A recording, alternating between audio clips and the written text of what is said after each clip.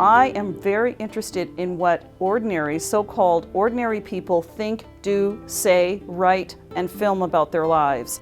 A lot of those stories are compelling. They're as good or better than some of the work by the big names.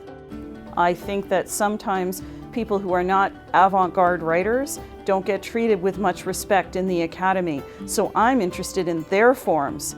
My earlier work was on the Doukhobors, who were Russian migrants, and I was interested in the autobiography they wrote even when they were in jail for protesting. So often I'm doing work outside of a literary context in order to understand what these other kinds of cultural producers have to tell us. An example, which is by a man, but who would never normally write, is Theo Fleury, who wrote a really big memoir, right, about hockey, but also about how he was sexually abused, and that affected the court case that was brought against his perpetrator.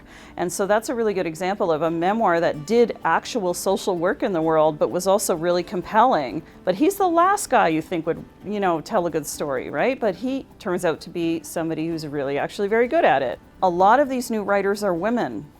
And so their stories and their experiences have been left out of a lot of mainstream literary representation. I was a founding member and enthusiastic early supporter of the Mountain Studies Initiative.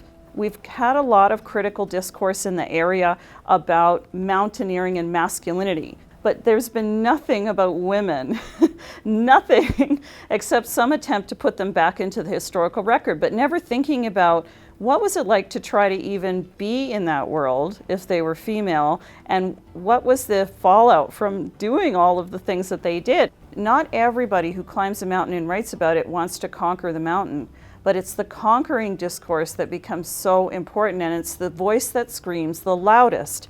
And one of the things that I think scholars can do is show how other voices matter. I am part of a growing group of scholars who are interested in analyzing what's happening with social media, and that is very important for students, I think, of all ages, all types, to understand. If students are interested in making connections between their local world and the global world, and they want to do so through looking at writing and digital objects and all kinds of things that make up how we understand how meaning is produced, this is the place to do it.